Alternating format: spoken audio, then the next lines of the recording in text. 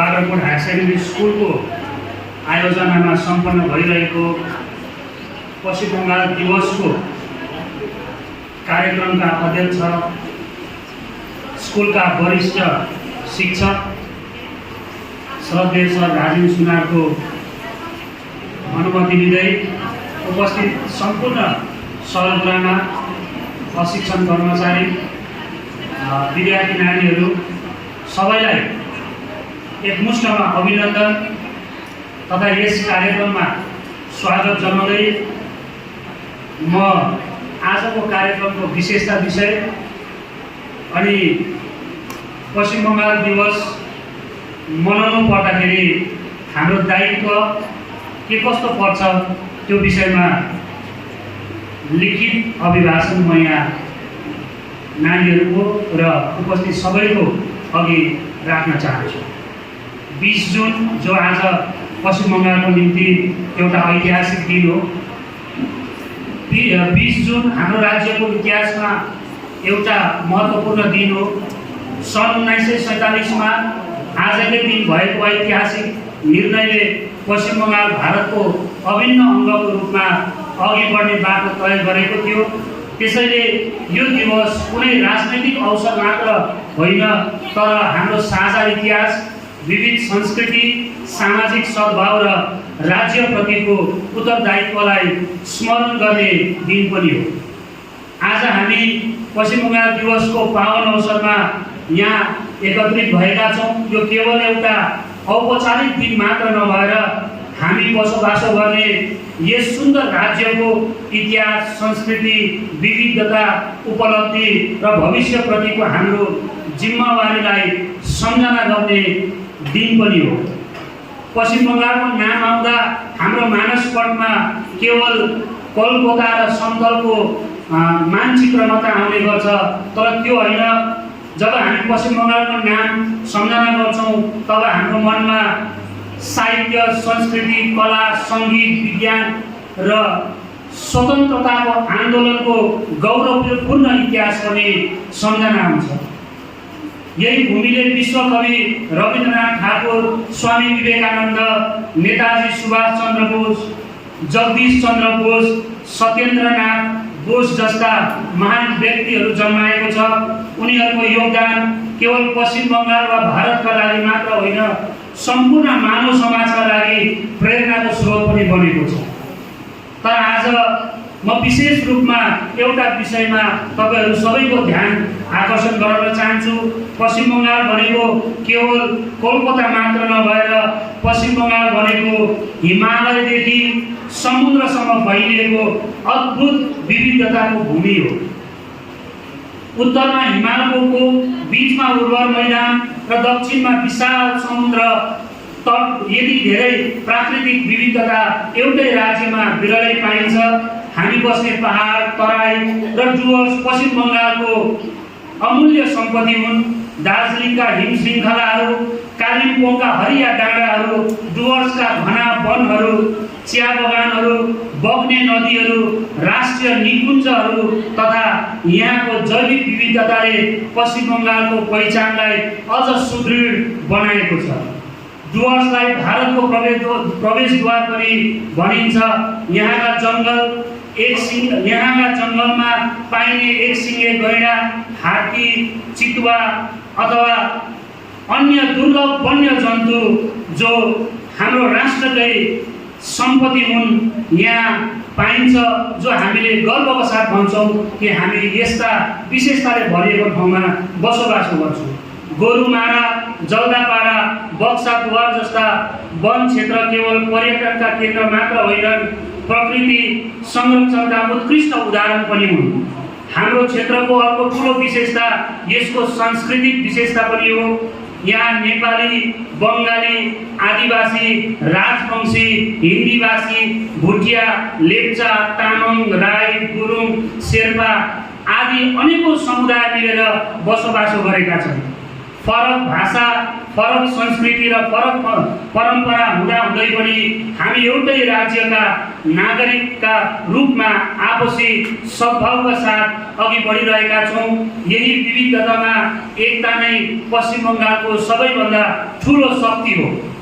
हामी नेपाली भाषी समुदायका लागि पनि पश्चिम बङ्गाल विशेष महत्त्व राख्छ। यहाँ नेपाली भाषाले संवैधानिक मान्यता पाएको छ। विद्यालय, साहित्य, पत्रकारिता र सांस्कृतिक क्षेत्रमा नेपाली भाषाको निरन्तर विकास भइरहेको हामीले देखिरहेका छौँ। यो हाम्रो गर्वको विषय हो।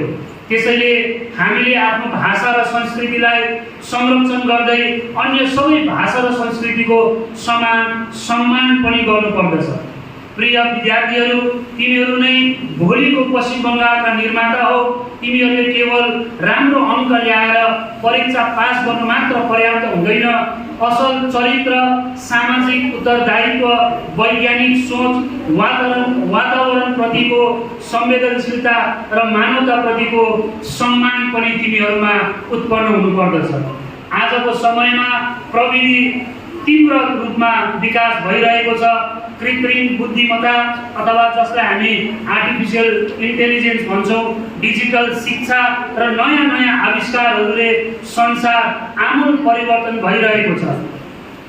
तर जुनसुकै प्रविधि आए पनि इमानदारी, अनुशासन, मेहनत र नैतिक मूल्यहरूको विकल्प कहिले पनि हुन सक्दैन भन्ने कुरा मनमा हेका राख्नुपर्दछ। त्यसैले आधुनिक ज्ञानसँगै मानवीय मूल्यलाई पनि उत्तिकै महत्त्व दिनुपर्दछ।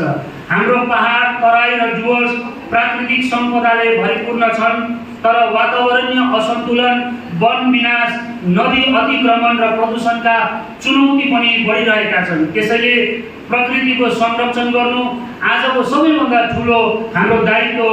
यदि हामीले प्रकृतिलाई बचाउन सक्यौँ भने मात्र भावी पुस्ताले पनि यही सुन्दर पश्चिम बङ्गाललाई देख्न पाउनेछन्। आज पश्चिम बङ्गाल दिवसको अवसरमा हामी सबैले एउटा सङ्कल्प गरौँ। हामी आफ्नो राज्यलाई माया गर्न सिकौँ, आफ्नो भाषा, संस्कृति र सम्प्रदायको संरक्षण पनि गर्न सिक्नुपर्दछ। साम्प्रदायिक सद्भाव र सामाजिक एकतालाई बलियो बनाउनेछौँ, प्रकृतिको संरक्षण गर्नेछौँ र इमानदार, जिम्मेवार र कर्तव्यनिष्ठ नागरिक बन्ने प्रयास गर्नेछौँ भन्ने हाम्रो कठोर सङ्कल्प हुनुपर्नेछ। अन्तमा म यही भन्न चाहन्छु कि पश्चिम बङ्गालको वास्तविक शक्ति यसको विविधतामा रहेको एकता हो। हिमालदेखि डुवर्स, तराईदेखि गङ्गाको मैदान र सुन्दरवनसम्म फैलिएको यस राज्यको विकास तब मात्र सम्भव हुन्छ जब हामी सबैले आफूलाई एउटै परिवारको सदस्य ठानेर अघि बढ्दछौँ। आउनुहोस् हामी सबै मिलेर ज्ञान, संस्कृति, सद्भाव, विकास र मानवताको उज्यालोले भरिएको समृद्ध पश्चिम बङ्गाल निर्माण गर्ने प्रण गरौँ भन्ने कुरा राख्दै मेरो छोटो मन्तव्य यहाँ अन्त गर्दछु। धन्यवाद।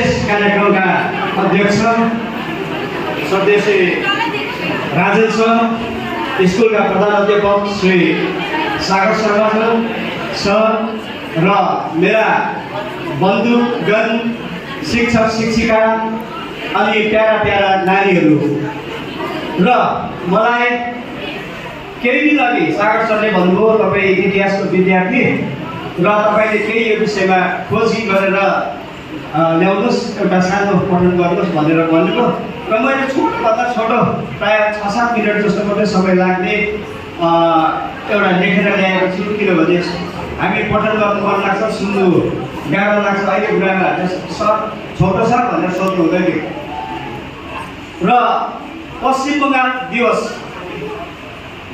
20 जुन पश्चिम बङ्गालको स्थापना दिवसको रूपमा आधिकारिक घोषणाको आधारमा मनाउने गरिन्छ। यसलाई राज्यभरि नै एक जातीय एकीकरणको पर्वको रूपमा मनाइन्छ भने यो पर्व बङ्गालवासीको निम्ति पुरानो पर्व होइन।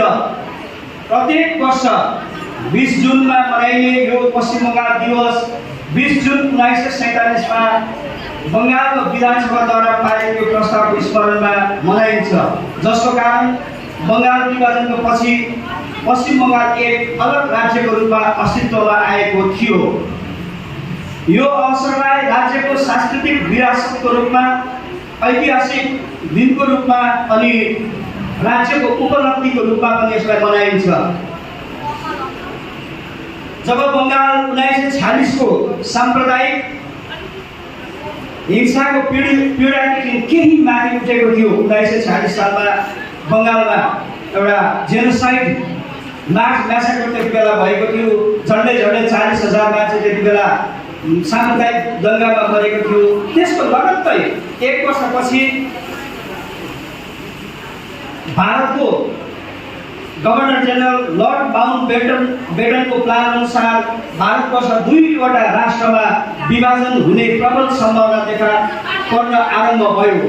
यति मात्र होइन, पूर्व पाकिस्तानमा तत्कालीन बङ्गाल प्रदेशको सम्पूर्ण भाग नै गाभिने भयो। यस्तो अवस्थामा यदि वर्तमान पश्चिम बङ्गालको भूभाग पनि पूर्व पाकिस्तानमा समावेश भयो भने त्यहाँ रहने अल्पसङ्ख्यक हिन्दू धर्मावलम्बीहरूको सुरक्षा असम्भावित रहनेछ।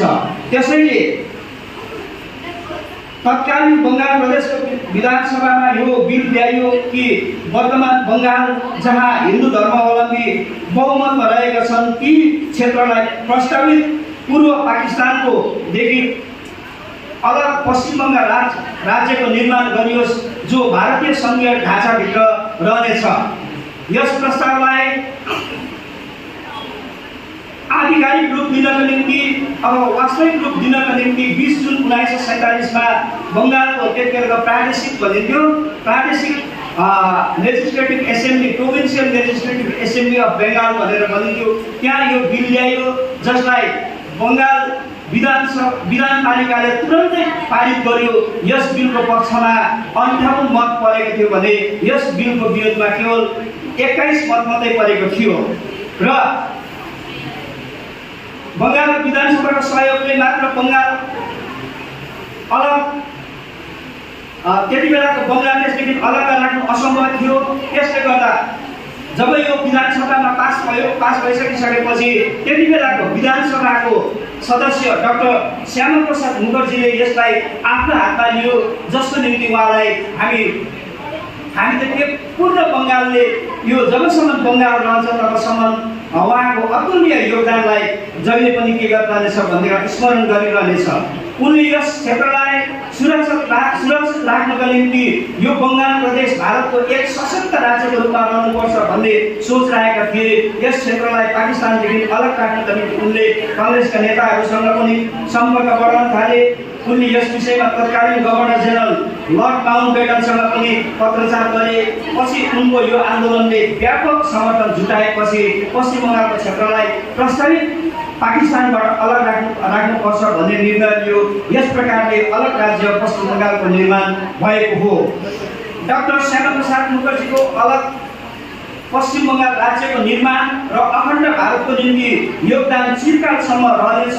वर्तमानमा एउटा शब्द धेरै प्रचलितमा आइरहने शब्द छ जसलाई हामी जियो पोलिटिक्स भन्छौँ र जसलाई हामी नेपालीमा भू राजनीति भन्छौँ र यो जियो पोलिटिक्स अनि यो चिकन नेक भन्ने जुन चाहिँ कुराहरू छ त्यसको लागि श्यामाप्रसाद मुखर्जी अहिले पनि धेरैभन्दा धेरै के छ भनेदेखिलाई स्मरणीय रहेको छ।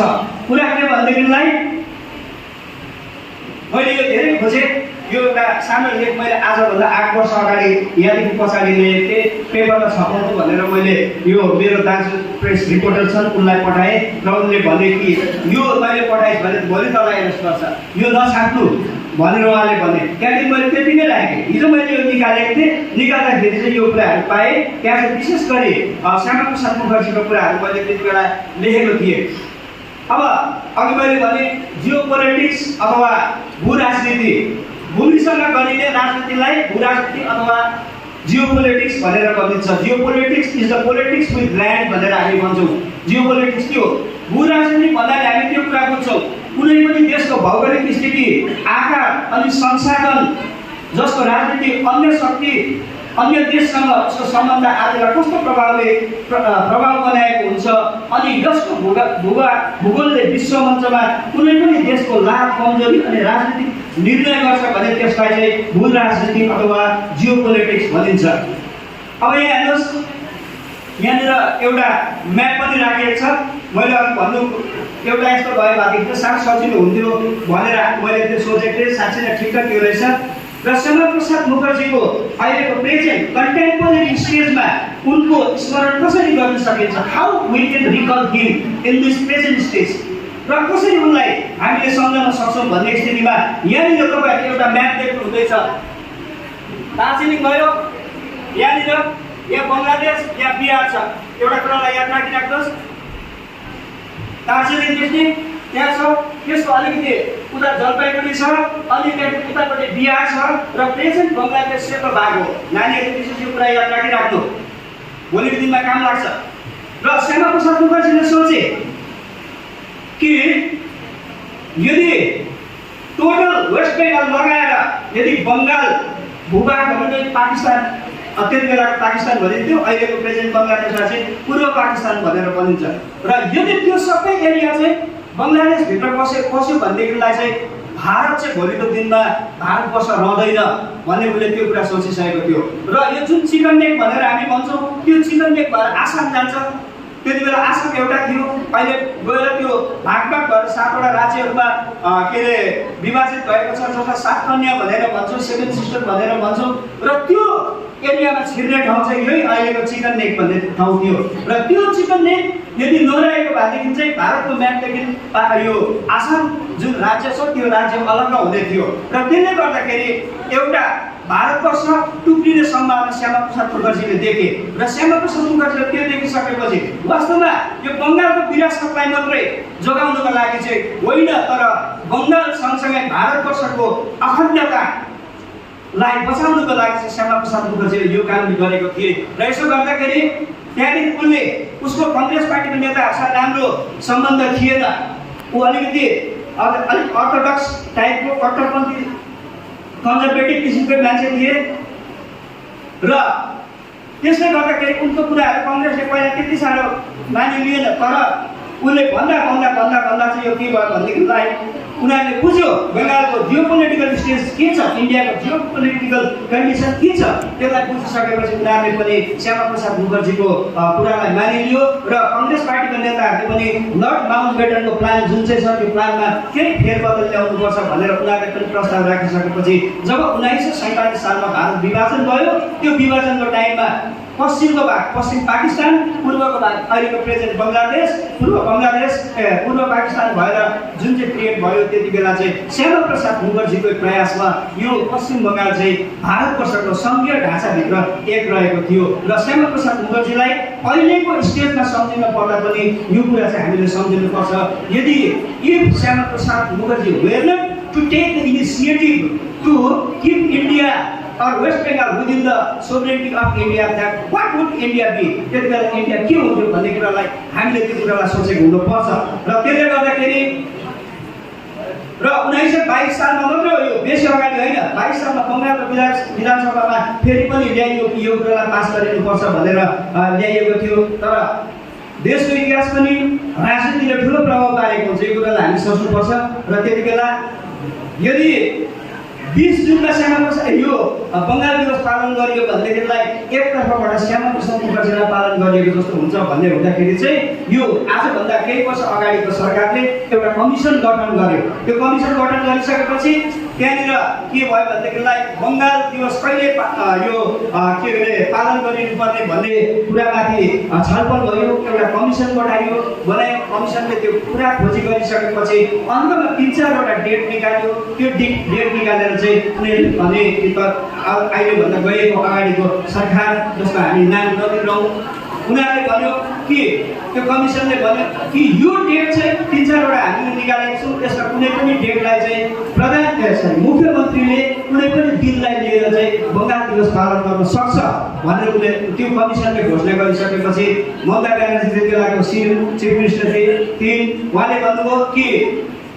बङ्गालवासीलाई हामी एउटै दिनमा 2वटा त्योहार दिन्छौँ र एउटा त्योहार हो पहिलो वैशाख र सेकेन्ड त्योहार त्यही दिन नै के छ भनेदेखिलाई पहिलो वैशाखको दिन नै बङ्गाल स्थापना दिवस मनाउनु पर्छ भनेर भनिएपछि तर विपक्षीहरूले त्यो कुरा मान्न सफल भएन। यतापट्टि भयो आनन्द गोपाल घोष हुँदैन, गभर्नरले त्यति बेला उनले भन्छ 20 तारिकै मनाए र अरूले फेरि के गर्यो भनेदेखिलाई पहिलो वैशाखमा मनाउने भएपछि पनि तर यसपालि चाहिँ सबैभन्दा पहिलो पटक 20 जुनलाई 1947 को 20 जुनको स्मरण गर्दै यसरी बङ्गाल स्थापना दिवस पालन गरिने एउटा परम्परा नेपालदेखि बसेको जुन परम्परामा के छ भनेदेखिलाई हामी यस्तो किसिमले quiz competition, debate, drawing competition र नाचगान अनि वाल म्यागजिनहरू इत्यादि के कार्यक्रमहरू गरेर यो दिन बिदा हुँदैन भनेर सरकारले घोषणा गरेको छ, स्कुल बिदा हुँदैन भनेर घोषणा गरिसकेर चाहिँ हामी यसरी मनाउने गरेका छौँ। र मेरो 2 शब्द यही अन्त गर्दछु। धन्यवाद।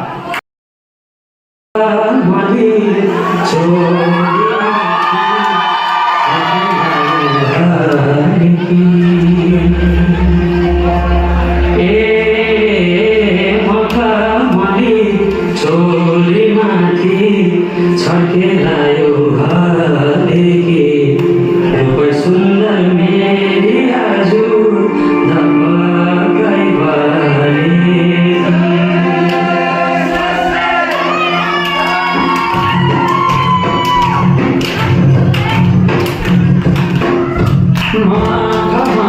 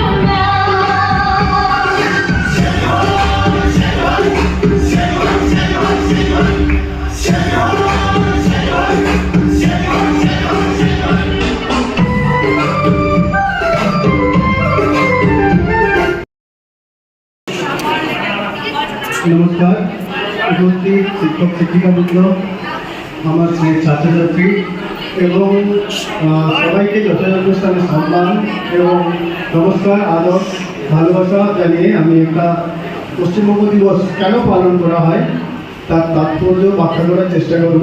আমার সীমিত জ্ঞান, তার মধ্যে একটা বিশাল ইতিহাস।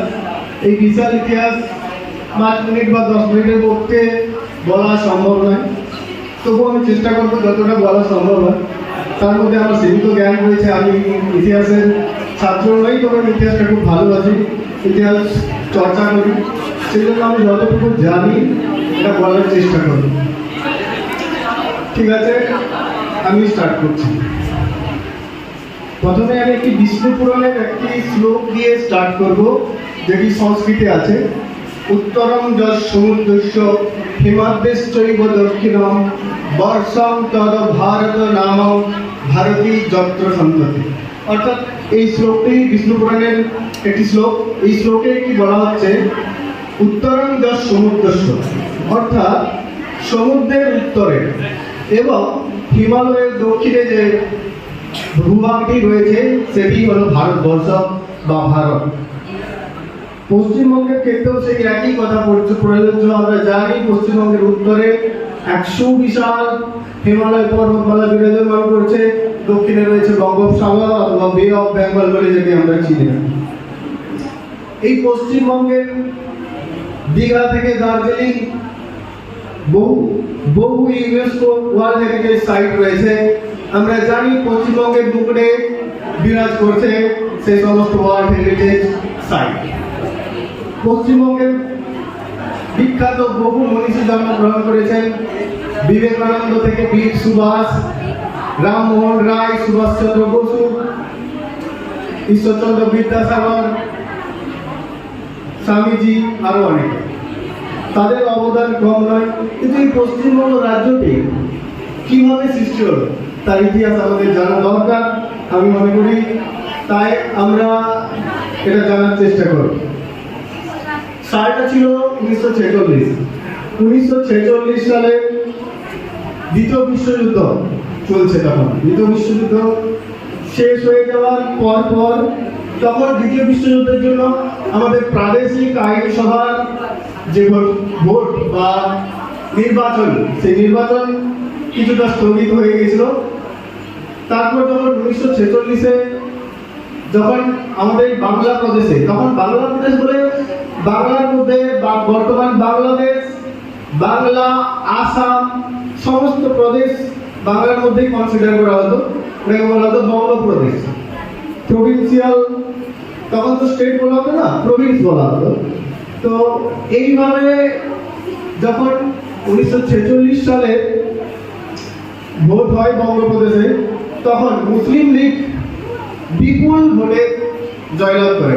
এই মুসলিম লীগের ইতিহাস বলতে গেলে আমাদেরকে সেই অ্যান্টি পার্টিসান মুভমেন্ট যেতে হবে। তার আগে মোহাম্মদ ইকবালের দ্বিজাতি তত্ত্ব বা টু নেশন থিওরি দিয়েছিলেন উনি। তার কথা বলতে হবে। মুসলিম লীগ এস্টাবলিশমেন্ট হয়। মুসলিম লীগ এস্টাবলিশমেন্ট হওয়ার পরে এই মুসলিম লীগের নেতা সোহরাওয়ার্দীর নেতৃত্বে এক বিপুল জনমতে, বিপুল জনসংখ্যায় সরকার গঠন করে বাংলায়। তারপর বাংলায় সরকার গঠন করার পর ওনাদের উদ্দেশ্য ছিল পুরা বঙ্গপ্রদেশ অথবা সমগ্র বঙ্গপ্রদেশকে পাকিস্তানের অন্তর্ভুক্তি করা। কিন্তু জাতীয়তাবাদী নেতারা যেমন শ্যামাপ্রসাদ মুখার্জি, তারপর যদুনাথ সরকার, এনারা কখনোই এই দাবিকে সমর্থন করেননি। আমাদের মনে অনেক সময় প্রশ্ন হয় যে ভারতের পূর্ব দিকে অবস্থিত হয়েও নাম পশ্চিমবঙ্গ কেন? এটা পশ্চিমবঙ্গ নাম হলো কেন? পশ্চিমবঙ্গ নাম হওয়ার কারণ কি? কারণ পূর্ববঙ্গ এবং পশ্চিমবঙ্গ, বঙ্গের পশ্চিম দিকে অবস্থিত, তাই পশ্চিমবঙ্গ। এরপর আরো অনেক ঘটনাবলী চলতে থাকে। পরবর্তীকালে মাউন্টব্যাটেন প্ল্যান, আমরা জানি মাউন্টব্যাটেন প্ল্যানের কথা আমরা শুনেছি। তার আগে একটা কনস্টিটিউশনাল ডেডলক শুরু হয়। যে কনস্টিটিউশনাল ডেডলক বলতে কি? কনস্টিটিউশনাল ডেডলক বলতে আমরা যেটা বুঝি যে ভারত ভারত যে দুটো দেশ হবে, এই দেশ কোন অংশ কোন জায়গায় যাবে তার জন্য একটা ডিসিশন চলছিল।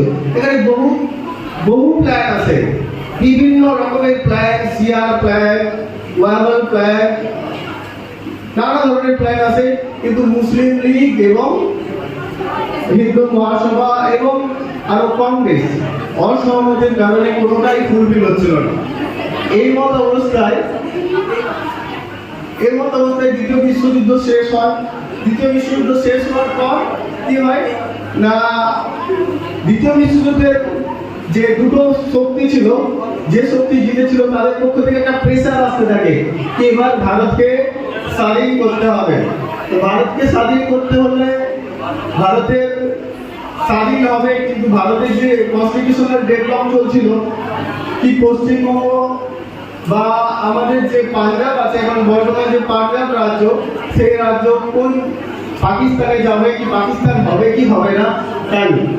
তো এইভাবে যখন একবার মাউন্টব্যাটেন প্ল্যান আসে, মাউন্টব্যাটেন প্ল্যানে ক্লিমেন্ট অ্যাটলি তখন ছিল British prime minister Clement Attlee decide করেন যে এইবার ভারতকে স্বাধীনতা দিতেই হবে। একটা ডেট ডিসাইড করে দেয়, ডেটটা সম্ভবত 20 ফেব্রুয়ারি, আমার ঠিক মনে পড়ছে না। তো 20 ফেব্রুয়ারি এই ডেট ডিক্লারেশনের পর, যে 20 ফেব্রুয়ারি উনি ডিক্লেয়ার করেন যে ভারতের স্বাধীনতা এবার দিতেই হবে। ভারত স্বাধীন হয়ে, স্বাধীন ভারতের যেভাবেই হোক, সে দ্বিগুণিত হয়ে হোক, যা যে করেই হোক, যেন তেন প্রকারে হোক, ভারতকে স্বাধীন করতে হবে। এইবার তখন তো আর এই ব্যাপারটাকে স্বাধীন বলতো না, ট্রান্সফার অফ পাওয়ার বলতো বা ক্ষমতার হস্তান্তরণ বলতো। তো ক্ষমতার হস্তান্তরণ করতে হবে। এইবার ক্ষমতার হস্তান্তরণ করতে গিয়ে মাউন্টব্যাটেন প্ল্যানে ডিসাইডেড হয় যে ভারত দুটি ভাগে বিভক্ত হয়ে যাবে। এইবার তখন শুরু হয় শ্যামাপ্রসাদ মুখার্জি এবং যদুনাথ সরকার, এনারা প্ল্যান করতে থাকে।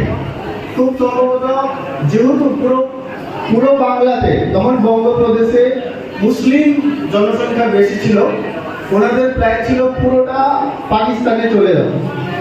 এবং শ্যামাপ্রসাদ মুখার্জি যিনি বেঙ্গল কেশরী যিনাকে বলা হয়, ওনার বাবাকে স্যার আশুতোষ মুখার্জি, যাকে বেঙ্গল টাইগার বলা হয়, উনি ডিসাইড করেন যে বাংলাকে কোনোভাবেই পাকিস্তানে অন্তর্ভুক্তিকরণ করা যাবে না, বাংলাকে পাকিস্তানের হাত থেকে ছিনিয়ে নিয়ে আসতে হবে। এই জন্য একটি বঙ্গীয় প্রাদেশিক সভা বলে একটি সভা হয়। এই সভাটি হয় তারকেশ্বর বলে একটি জায়গাতে। 4 থেকে 6 এপ্রিল 3 দিন ধরে এই সভাটি চলে। এই সভাতে প্রথম এই যে পাকিস্তানের পশ্চিমবঙ্গের অংশটুকু বা হিন্দু জনবহুল অংশ যে পাকিস্তানে না গিয়ে ভারতের একটি স্বতন্ত্র অঙ্গরাজ্য হিসাবে নিজেকে স্থাপন করবে, তার সিদ্ধান্ত গৃহীত হয়। এরপর মাউন্টব্যাটেন প্ল্যানে, আমরা জানি মাউন্টব্যাটেন প্ল্যানের ডিফারেন্ট অনুচ্ছেদ রয়েছে বা আর্টিকেল রয়েছে। এই আর্টিকেলের 5 থেকে 8 নম্বর আর্টিকেলে বলা হয়েছে যে যদি কোনো প্রদেশ ভাগ হয় তাহলে সেটি কিভাবে হবে এবং তার আইন কিভাবে হবে। সেখানে বলা হয়েছে যে যদি কোনো প্রদেশ ভাগ করতে হয় তাহলে প্রদেশ দুটিকে আলাদা ভাবে ভোটাভুটি করতে হবে, মানে একসাথে ভোটাভুটি করা চলবে না। তো আলাদা ভাবে পশ্চিমবঙ্গ এবং পূর্ববঙ্গের যে আলাদা ভাবে ভোটাভুটি হয়, এই ভোটাভুটি টোটাল 58 এবং 21 ভোট। 58 ভোট পেয়েছিল পশ্চিমবঙ্গের পক্ষে এবং 21 ভোট বিরোধী পক্ষটা পেয়েছিল। তো সভাপতি পশ্চিমবঙ্গ হবে, এই সিদ্ধান্ত 1947 সালের 20 জুন এটা হয়ে গেছিল। তার জন্য আজকের দিনে আমরা 1947 সালের 20 জুন থেকে পালন করি। এবার যে রাজ্য সরকার সিদ্ধান্ত নিয়েছে 1947 সালের 20 জুন পশ্চিমবঙ্গ দিবস হিসাবে পালন করতে হবে, তার একমাত্র কারণ হচ্ছে ডক্টর শ্যামাপ্রসাদ মুখার্জির অবদান এবং যে পশ্চিমবঙ্গ এই দিনে তৈরি হয়েছিল পশ্চিমবঙ্গ পাকিস্তানে চলে যায়নি, আজকে আমাদের পুরো প্রদেশ পাকিস্তানে চলে যায়নি, বা পুরো ভারতের একটা অখণ্ডতাকে রক্ষা করা গিয়েছিল। এই জন্য এখানে একটা ডিবেট আছে, সামান্য কোনো ডিবেটটা হচ্ছে যে আপনি ওখানে সংসদ মুখার্জিকে ডিবেট করা হয়, সেটা হচ্ছে যে বলছেন আপনি পাকিস্তান চান না, আপনি অখণ্ড ভারতবর্ষ চান, অথচ আপনি পাকিস্তানের সাপোর্ট করে ভারতের বিভাজন চাচ্ছেন। তাহলে ব্যাপারটা তো আপনার কন্ট্রাডিক্টরি দাঁড়িয়ে গেল। তখন কংগ্রেসের সবাই উনি জানান যে এটি আমি পাকিস্তানের বিভাজন চাই না, সেটা যেমন ঠিক তেমন এটাও ঠিক যে পশ্চিমবঙ্গের যে হিন্দু সম্প্রদায় রয়েছে তাদেরকে বিপদের মুখে ফেলে দিতে পারি না, তাই পশ্চিমবঙ্গকে অনন্তকালের জন্য পাকিস্তান হতে দিতে পারি না। সেই জন্য এই কন্ট্রাডিকশনের পর যে কংগ্রেস ছিল, বাংলার যে কংগ্রেস, তৎকালীন দিনের কংগ্রেস ও শ্যামাপ্রসাদ মুখার্জিকে সমর্থন জানান এবং এই বঙ্গপ্রদেশ সৃষ্টি হয়। পরবর্তীকালে র্যাডক্লিফ লাইন আমরা সবাই জানি, র্যাডক্লিফ লাইনের মাধ্যমে একটি দুটি ভাগে দ্বিখণ্ডিত হয়ে যায় বঙ্গ, একটি পশ্চিমবঙ্গ, একটি তৎকালীন দিনে পূর্ববঙ্গ, পরবর্তীতে স্বাধীনতার পরবর্তীতে সেটি পাকিস্তান হয়, বর্তমানে বাংলাদেশ। এই জন্য 20 জুন যে ডেটটি রয়েছে, এই ডেটটি আমাদেরকে মনে রাখতে হবে, যা না হলে হয়তো কোনোদিন পশ্চিমবঙ্গ তৈরি হতো না। আজকে আমরা হয়তো আমরা পাকিস্তানে থাকতাম কি হতো সেটা বলা সম্ভব নয়। তো এই 20 জুনের ডেটটি তাৎপর্য এই বেশি। নমস্কার, ধন্যবাদ। I feel honored to speak on the occasion of Paschim Bengal Divas, a day that celebrates the history, culture and identity of our beloved state, West Bengal. Located in the eastern part of India, West Bengal came into its present form after the partition of Bengal in 1947. This day reminds us of our state's rich heritage and its valuable contribution to the nations.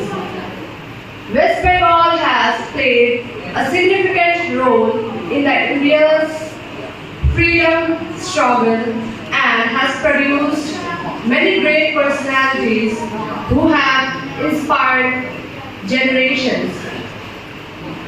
Our state is the birthplace of renowned figures such as Rabindranath Tagore, Netaji Subhash Chandra Bose, Swami Vivekananda, Jagdish Chandra Bose, and Satyajit Ray.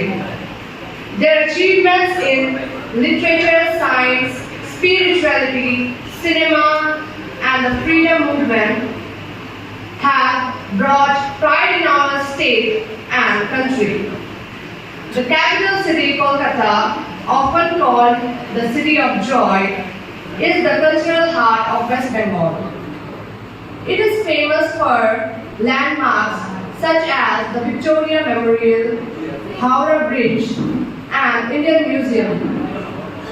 Kolkata has long been a center of education, literature, art, and social reform. West Bengal is known for its rich cultural heritage, music, art, and festivals. The grand celebration of Durga Puja reflects the spirit of unity, devotion, and creativity of our people. Traditional folk music, dance, handicrafts, and the famous sweets like Rasgulla and Sandesh are cherished symbols of our culture. The state is also blessed with remarkable natural beauty. Darjeeling offers breathtaking views of Mount Kanchenjunga, while the lush green foothills of Duars and Terai are famous for its tea gardens, forests, wildlife, and diverse culture. The Sundarbans and the beaches of Digha attract visitors from several countries countries of the world. As students, let us take pride in our state's glorious history, vibrant culture and natural beauty, and work together to build a brighter future. Thank you. हरियाली चियाबारीले भरिएको चिया बगान र कृषि क्षेत्रमा उन्नत राज्य, विभिन्न जाति धर्म कर्ण भाषा र कला साहित्य संस्कृति फुलको माला झैँ सजिएको, नङ मासुको गहिरो सम्बन्ध जोडेको यो हाम्रो राज्य पश्चिम बङ्ग, यो हाम्रो राज्य पश्चिम बङ्ग भन्दै आजको यो जुन अनुष्ठान छ, यो अनुष्ठान आजको यो सौहार्दपूर्ण वातावरणमा सञ्चालन भएको पश्चिम बङ्ग दिवसको हामी सबै विद्यार्थी, हेडमास्टर, एसिस्टेन्ट हेडमास्टर अनि सिनियर शिक्षक सबै अनि मेरा प्यारा मैले पढाएका शिक्षक अनि शिक्षिकाहरूको सहयोगले सम्पन्न भएकोमा हार्दिक धन्यवाद दिँदै आजको यो कार्यक्रम यहीँ नै समापन भएको घोषणा गर्दछु। धन्यवाद।